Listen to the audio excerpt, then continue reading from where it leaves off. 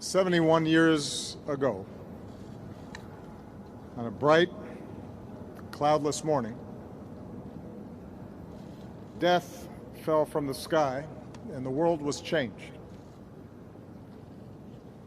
A flash of light and a wall of fire destroyed a city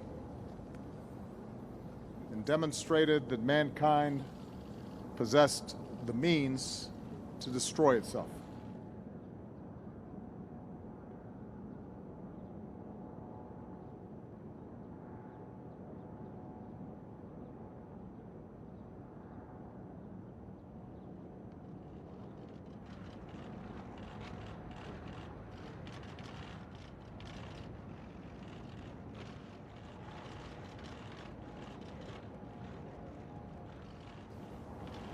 Why do we come to this place,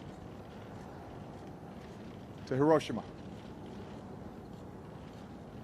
We come to ponder a terrible force unleashed in a not-so-distant past.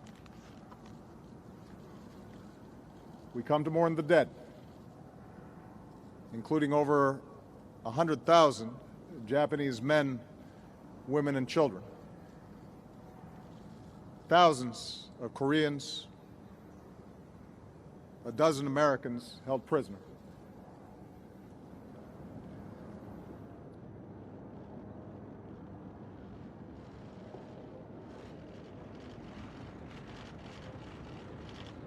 We may not be able to eliminate man's capacity to do evil. So nations and the alliances that we formed must possess the means to defend ourselves. But among those nations like my own that hold nuclear stockpiles, we must have the courage to escape the logic of fear and pursue a world without them. We must change our mindset about war itself to prevent conflict through diplomacy and strive to end conflicts after they've begun.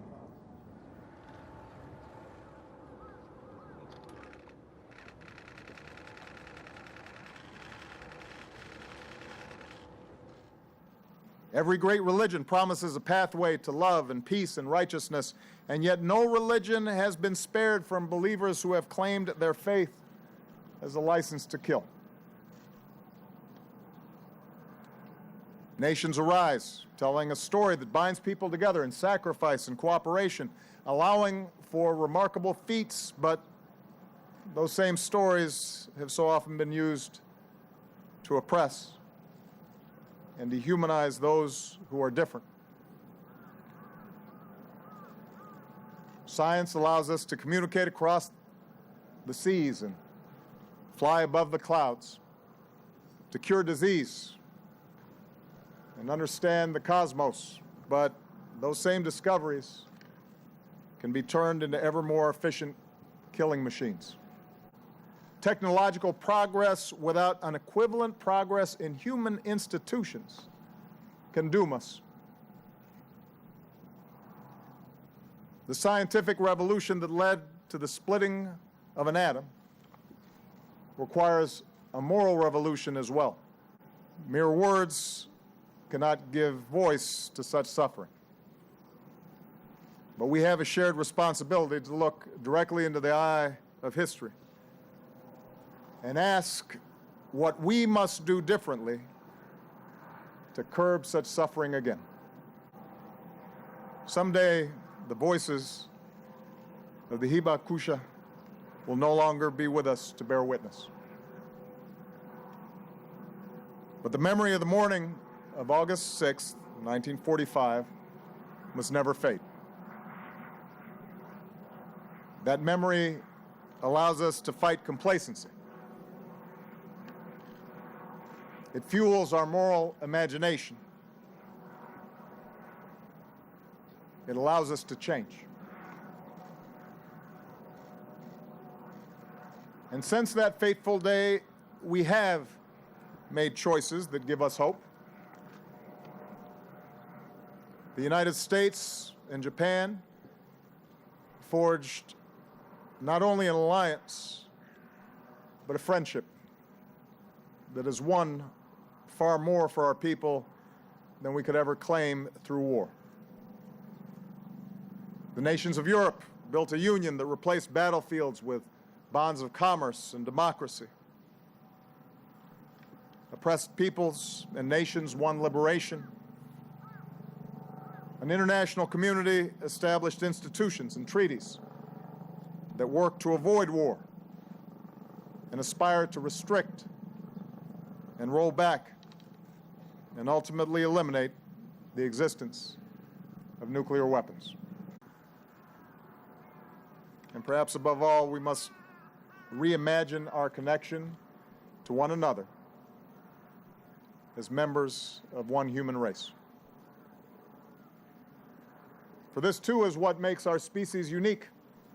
We're not bound by genetic code to repeat the mistakes of the past. We can learn. We can choose.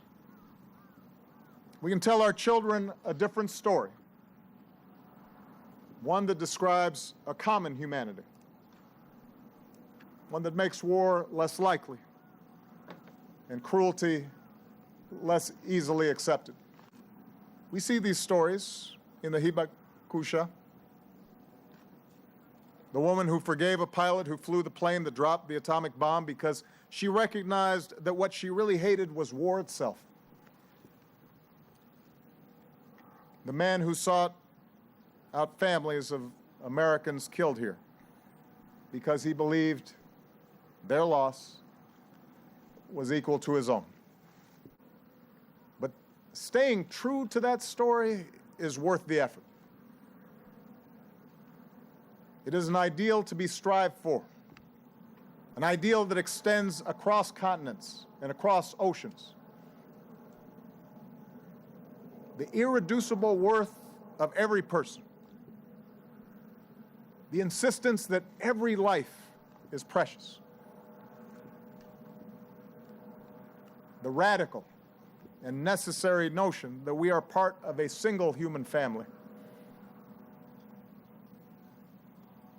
That is the story that we all must tell.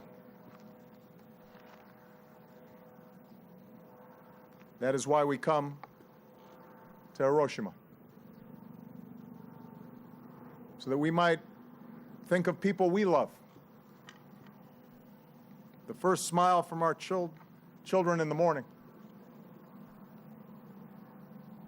the gentle touch from a spouse over the kitchen table,